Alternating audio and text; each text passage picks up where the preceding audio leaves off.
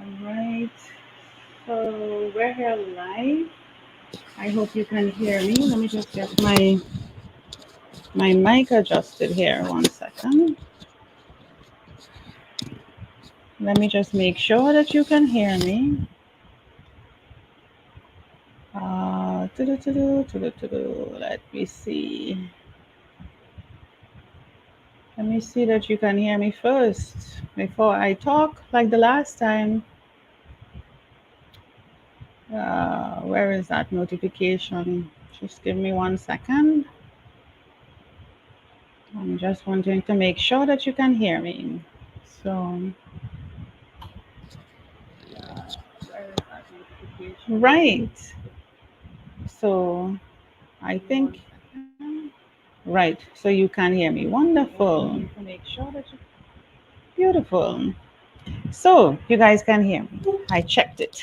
Oh, and you may notice that I have my website up right below here or here, wherever. Yes, there. My hair needs adjusting. I need to cut my hair. Oh my goodness. Don't you worry. It's a COVID look. Okay. Yes. And so I'm back for another evening with you, just 15 minutes or less today. We'll see. Just sharing another in the series of You Know When over the next couple days. I think today is day 10. We did 12 and 11. So we're doing a countdown of 12 days to Christmas. You know when. And if you have been watching and listening, you would understand by now what the You Know When is about. If not, check my YouTube, my Facebook, my LinkedIn page, and you will see in the past 2 days what we have been talking about.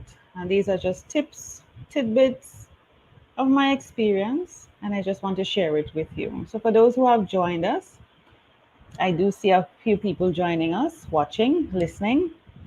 Feel free to comment. I will show your comments at the bottom here. Like, share. If you want to join me, I can share the link. That way you can show up side to me and be able to share in the chat. If you want to join me, just send me a comment and I will share the link. You'll be able to click on it and join me in studio here. Yes? And you'll get your few minutes of fame and be able to express yourself and have a quick conversation with me. Okay? So let's get to the You Know When series. And today is day 10. So, you know when you need to start your own business and or change jobs, when you start taking sick days when you're not sick. We all know about that, so don't pretend. Or you're waking up later, hitting that snooze button, or going to bed later, knowing that you have to get up early in the morning to get ready for work, and having to rush to reach in to work, and you end up reaching late, obviously. Or you just have a don't care attitude, which cannot be hidden because body language is something that you cannot hide. And sometimes it's even past body language. You actually voice the way you feel. Your attitude, your body language comes out of your mouth based on how you respond, very sharp, curt, abrupt, sarcastic, those type of negative behavior comes out of you because you're thinking you don't want to be here, but you're just here because you know I need this job. You convince yourself you need this job or you need to be here. And it doesn't even necessarily have to be a job. It could be a relationship. It could be anything. It could be a friendship. It's just you just don't want to be where you are at now. And you want to change and you're convincing yourself that you need to be. And yeah, you may need to be. You may need to suck it up, for a little while longer until something better comes along. Or that something better can be you making the decision that you have to start your own business, do something on your own so that you have your own hours. Now, let me warn you, when you become an entrepreneur and you have your own business, you put in even more hours than what you put in into your job. Well, yes. And there are a lot of sacrifices, but at least it's your time and you can choose when you want to work, how you want to work, and you still have a balance with family and you can spend time with yourself. You're your own boss. So I think, especially with the pandemic, teaching us a number of lessons, and I was just having a conversation with a friend a while ago, and we were saying about, not that I want to go into the discussion about vaccination, but more people are being forced to be vaccinated, mandatory vaccination in order to keep their jobs. And, it's amazing where we have reached in this world where things where we are being forced, our free will is being taken away from us. And that in itself is extremely stressful, especially if it goes against your values and convictions. And I'm not just speaking this for the vaccine, I'm just speaking overall. You just feel forced to be in the job, you feel forced to do things that you never had to do before. It never impacted your job before, whether or not you take the vaccine or how you were performing. But all of a sudden, things just, because when we do get jobs, you're excited, you're energetic, you want to give so much. And you maybe did, and you may be still doing it. And you're just not seeing any sort of gratitude or appreciation more so. And most people think, when they have done surveys, and I think if they were to do a survey now, they would realize that past surveys would have revealed that people may have stayed for money. Most of the times, people are not there for money. The money cannot keep people. And we would have seen that in the pandemic, that even when they were giving you a bonus to come and take a particular job, when people were leaving their jobs, people still were not taking the job, the great resignation or whatever they call it. The money didn't matter. Their values stood up, more than money, because their life, their way of life, their quality of life, after they have given so many years, their quality of life, they realize matters. And it doesn't matter if they get an additional 150 US or 3,000 US to take a particular job, they're still in the same situation and they have to face themselves at the end of the day or during the day, watching that bathroom mirror and don't like themselves. And so you're really facing you at the end of the day or during the day. Like I say, you have to face yourself. Do you like what you see in that mirror? At that time, I'm not encouraging people to leave their jobs. I'm just encouraging you to know when is the time to say no. It's really when is the time to say no. No to that relationship, set boundaries, no to staying in a job you don't want to be in, no to that friendship, no to whatever it is that is going against your inner being, your intuition, who you really are, or who you really want to become. You know, it's important, or else you're just a robot. You're just a puppet on a string, where people can play you, dance you in any form and fashion, pull you here, pull you there, jump high, low, whatever. They can manipulate you, and you just don't want that. It's not good. It's toxic, and you just need to decide when it's time to say no. And in saying no, it may be saying no to that relationship, that job, that friend, whatever the circumstance may be, but you're saying yes to something else. You're saying yes to yourself. So you know when to say yes to you, to say yes to you, yes to what you want, yes to what you deserve, yes to the lifestyle you want to live. And that lifestyle doesn't have to be posh.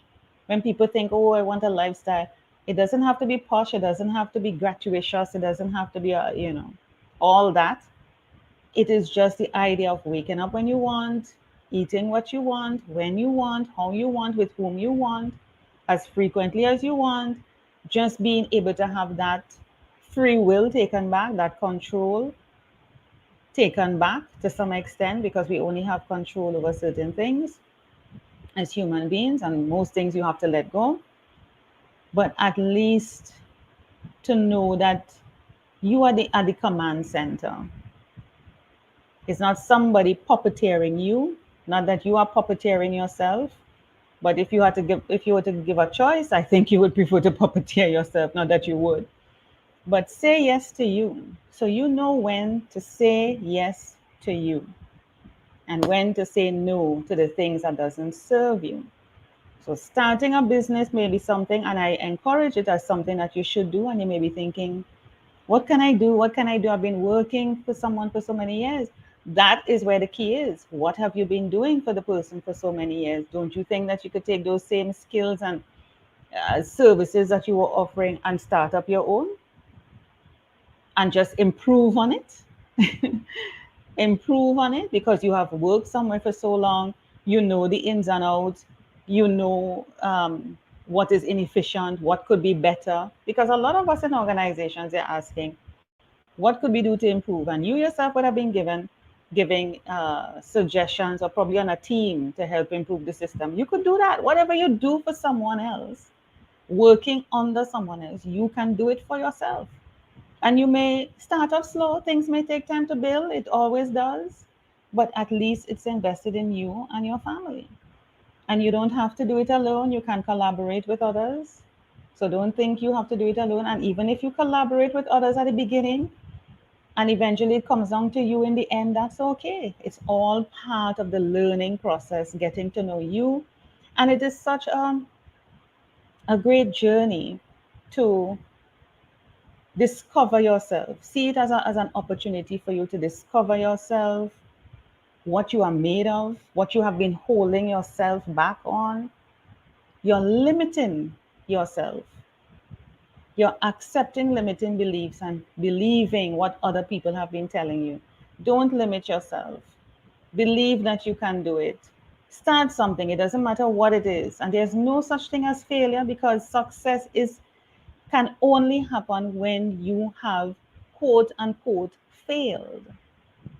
You cannot achieve success if you haven't failed. So it is part of the journey. And I put it in air quotes because I don't believe in this negative term or people perceive this thing about failure as negative. It isn't. It is actually a very good thing because if you don't make the mistakes, that's a better way to say it. If you don't make the mistakes along the way, you will not learn what you need to do to improve, how you could do it better. Yeah. So I'm encouraging you to think about a business. It doesn't matter what it is. It could be growing tomatoes. It could be, I don't care, a different type of tomatoes. I don't know, raising chickens, growing some food stuff. I don't know. It could be a service, professional service that you can offer better than what the company that you're working for doing.